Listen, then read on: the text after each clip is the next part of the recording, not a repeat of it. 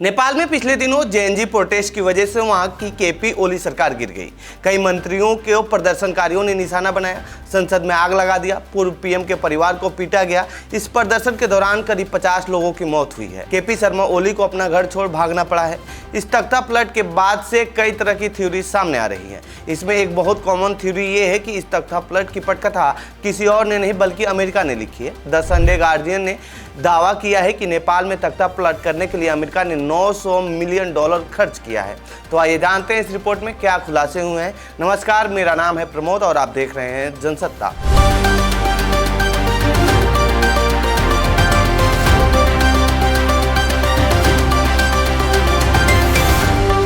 नेपाल को अमेरिका कितना फंड किया है? द संडे गार्जियन ने यूएस एड के इंटरनल कम्युनिकेशन और अमेरिकी लोकतांत्रिक संगठनों की तरफ से प्रकाशित कार्यक्रम आउटपुट के हवाले से दावा किया है कि अमेरिका ने साल 2020 से अब तक करीब $900 मिलियन की मदद की है।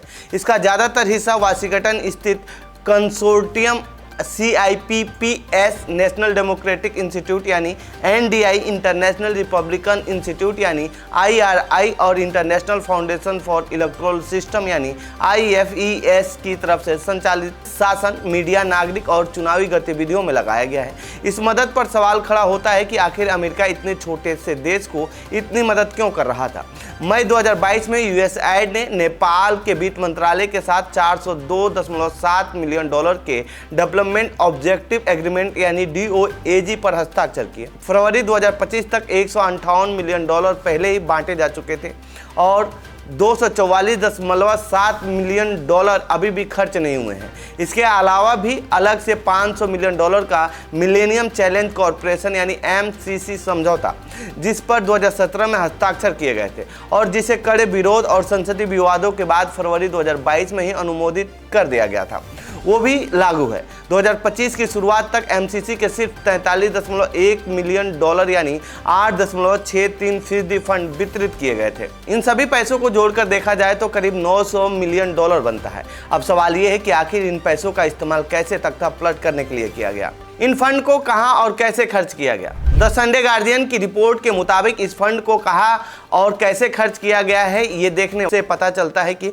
$37 मिलियन नागरिक समाज और मीडिया के लिए, $35 मिलियन किशोर प्रजनन स्वास्थ्य परियोजना के लिए और $8 मिलियन डेमोक्रेटिक प्रोसेस के लिए आवंटित किए गए हैं। यहाँ तक कि $5 लाख छोटा project democracy resource centre Nepal भी पूरी तरह खर्च हो चुका है। आलोचकों का मानना है कि स्वास्थ्य और सोच जैसे दिखने वाले ये कार्यक्रम असल में राजनीतिक पहुंच और नैरेटिव बनाने के लिए किए जाते रहे हैं। अमेरिकी फंड पर क्यों खड़े हो रहे हैं सवाल। द संडे गार्जियन ने अपनी रिपोर्ट में दावा किया है कि NDI, IRI और IFES ने जिस तरह की गतिविधियां चलाई हैं वो काफी संदिग्ध है। NDI ने 2020-22 के बीच संघीय ढांचे, दलित अधिकार, जलवायु परिवर्तन और युवाओं की भूमिका पर रिपोर्ट्स निकाली और युवाओं के लिए ट्रेनिंग टूल किट तैयार की। IRI ने राष्ट्रीय सर्वे के जरिए जनता के मूड को मापा और दिखाया कि युवाओं में नई पार्टियों की चाहत और बेरोजगारी को लेकर असंतोष कितना गहरा है। IFESC ने 2022 के स्थानीय चुनाव में तकनीकी सहयोग और मतदाता जागरूकता अभियान चलाए। क्या युवाओं को दी गई थी ट्रेनिंग? द संडे गार्जियन की रिपोर्ट के मुताबिक आधिकारिक रूप से इन कार्यक्रमों का लक्ष्य नेपाल में लोकतंत्र को और मजबूत करना था, युवाओं की लोकतंत्र में भागीदारी को और बढ़ाना और विश्वसनीय चुनाव सुनिश्चित करना था। लेकिन आलोचकों का कहना है कि इन्हें नेपाल के दलों और नागरिक समाज में अमेरिकी एजेंडा डालने का तरीका मानते हैं। यही वजह है कि पिछले दिनों काठमांडू की सड़कों पर जो युवा आंदोलन में उतरे वही कुछ साल पहले अमेरिकी फंडिंग से चलने वाले ट्रेनिंग और एक्टिविज्म प्रोग्राम का हिस्सा रहे हैं। तो ये थी नेपाल में हुए तख्ता पलट से जुड़ी हमारी रिपोर्ट। आपको कैसी लगी ये रिपोर्ट कमेंट बॉक्स में बताएं।